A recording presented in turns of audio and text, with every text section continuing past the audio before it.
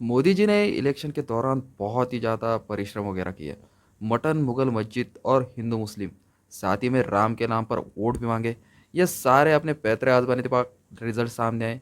मोदी जी तीसरी बार पीएम की शपथ भी उन्होंने ले ली और साथ ही में ये सारा कारनामा करने के बाद अपनी इंटरनेशनल ट्रिप पर वो फिर से लौट गए।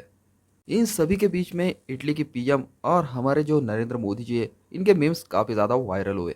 और साथ ही में एक अहम मुद्दा भी बहुत ज़्यादा वायरल हो रहा है, वो है आरएसएस और बीजेपी में बढ़ती हुई खटास। क्योंकि देखा जाए तो कुछ दिन पहले जेपी नड्डा जी ने जो कंट्रोवर्शियल बयान दिया था बीजेपी और आरएसएस के ऊपर, उससे तो ऐसा लग रहा है कि आरएसएस और बीजेपी में कुछ ना कुछ तो भी अनबन हो रही है। वैसे अनबन कुछ नई नहीं है, इससे पहले भी अनबन हो चुकी है और इसी अनबन के चलते लाल कृष्ण आडवाणी जो हमारे फॉर्मर पीएम थे, वाजपेयी जी, उनको अपनी पावर और अपनी सरकार दोनों भी खोनी पड़ी थी। तो आज के जस्टिंग के एपिसोड में हम यही देखेंगे कि आरएसएस और बीजेपी में जो अनबन हो रही है उनकी इनसाइड स्टोरी क्या है, साथ ही में आरएसएस के पास कितनी ज़्यादा पावर है और बीजेपी को मतलब क्या इस पावर से नुकसान हो सकता है। साथ ही में मोहन भागवत जी ने कुछ स्टेटमेंट्स वगैरह दिए, कुछ पॉइंट आउट करे, उस पर भी हम डिस्कशन करेंगे। मतलब नॉर्मल मैं आपको पॉइंट वगैरह बताऊंगा, उसका मतलब उनके पीछे का उनका कहने का रीज़न क्या था।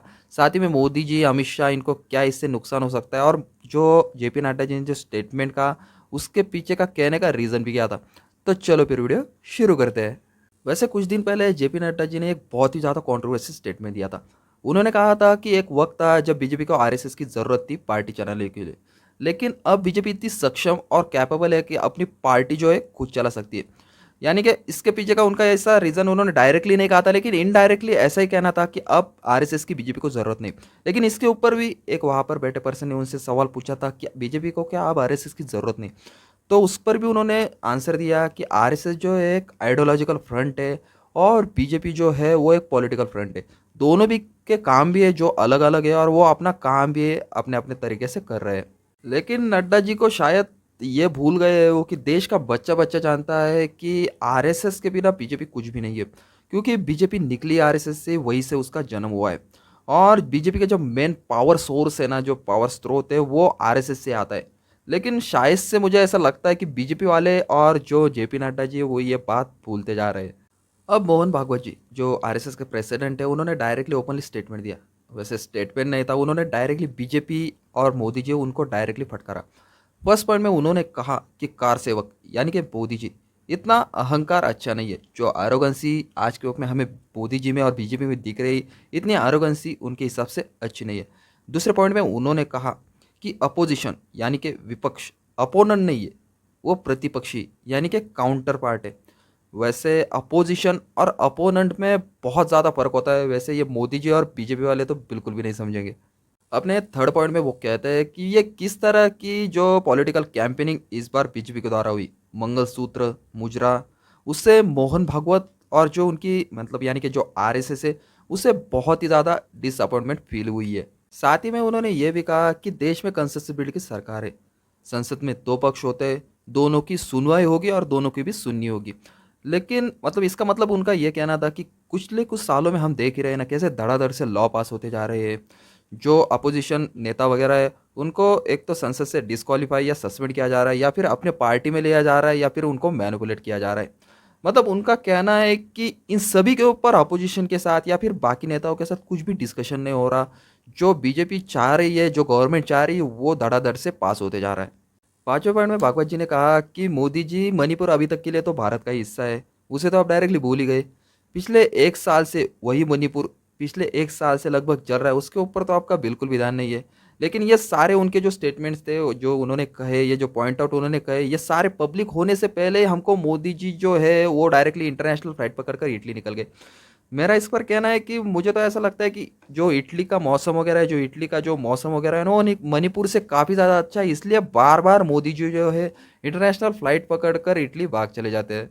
वैसे सारे ओपनली स्टेटमेंट जो मोहन भागवत जी ने दी है बीजेपी के ऊपर, आरएसएस के ऊपर, इससे तो साफ साफ है कि बीजेपी के और आरएसएस के बीच में जो पहले हुआ था आडवाणी जी के और वाजपेयी जी के काल में, वही फिर से दोहराया जाएगा। लेकिन गवर्नमेंट गिरेगी, क्योंकि देखो बीजेपी को भी आरएसएस की ज़रूरत है और आरएसएस को भी बीजेपी की ज़रूरत है। क्योंकि देखो ना, आरएसएस इतनी ज़्यादा फ्रंट पर आ रही है, आरएसएस को इतना ज़्यादा मतलब डिफेंड करने वाली तो बीजेपी है। लेकिन बीजेपी को भी जो वोट शेयर, या अगर 1% भी वोट शेयर इस बार गिर जाता ना, तो उनके 200 क्रॉस करने भी बहुत ज़्यादा वांदे हो जाते, क्योंकि 65% ही वैसे वोटिंग हुई है। 1% भी गिर जाता तो बहुत ही ज़्यादा बीजेपी को भी नुकसान होता। सो देखने की बात तो ये होगी आगे चलकर क्या होगा, उनका प्रेसिडेंट वगैरह क्या बनेगा, इन सभी के ऊपर आगे की जो मतलब इसके बारे में डिटेल में फिर से वीडियो लेकर आऊँगा। और देखा जाए तो हमारा जो तो मेन मोटिव यही है कि हमने जो अच्छी इस बार अपोजिशन बनाई है, मतलब मैंने नहीं, हमने जो अच्छे से इस बार वोटिंग का इस्तेमाल कर कर जो अच्छी अपोजिशन बनाई है, और मतलब एक रूलिंग पार्टी एकदम बराबर से बन चुकी है। और इस बार जो मोदी जी डिस्कशन लेंगे ना, एक साइम पर काम होने वाला, वो इस बार तो नहीं कर पाएंगे भैया, उनको सारों की अभी सुननी पड़ेगी। सारे लोगों की सुनने के बाद ही वो डिसीजन ले सकते हैं। और ऐसे ही हमारा वोटिंग का इस्तेमाल करके जो महाराष्ट्र, हरियाणा से, यहाँ से अगर आप बिलोंग करते हो ना, प्लीज़ आपका अगर वोट में नाम नहीं हो तो वोट में नाम डाल दीजिए, 18 के ऊपर हो तो होगा, क्योंकि वोटिंग की क्या पावर होती है इस बार तो हम सभी को पता ही चल गया। और देखा जाए तो जेपी नड्डा जी, मैं मतलब मेरा जितना, जो मेरी उम्र है उतना मुझे जितना पता है आरएसएस के बारे में, एक चीज़ तो तय है कि जितना आरएसएस को बीजेपी की ज़रूरत नहीं ना, उससे कई गुना ज़्यादा बीजेपी को आरएसएस की ज़रूरत है। सो मुझे इस सभी से कुछ लेना देना नहीं भैया, लेकिन इस बार तो सच में मज़ा आया भैया, जो गवर्नमेंट फॉर्म हुई है ना, बहुत ही ज़बरदस्त, अपोजिशन भी बहुत अच्छी और रूलिंग पार्टी दोनों एकदम बराबरी के। आई होप कि आप सभी को ये वीडियो अच्छा लगा होगा। वैसे नीट का जो स्कैम है उसके बारे में डिटेल में वीडियो बनाया है, जिसका लिंक जो मैं डिस्क्रिप्शन बॉक्स में डाल दूंगा। आई होप कि आप सभी को ये भी वीडियो अच्छा लगा होगा। वीडियो अच्छा लगे तो वीडियो को लाइक कीजिए, नहीं हो तो प्लीज़ चैनल को सब्सक्राइब कीजिए, और आपको ऐसा ही अगर नया कुछ वीडियो चाहिए तो उसके बारे में मुझे कमेंट सेक्शन में बताइए। So thanks for watching.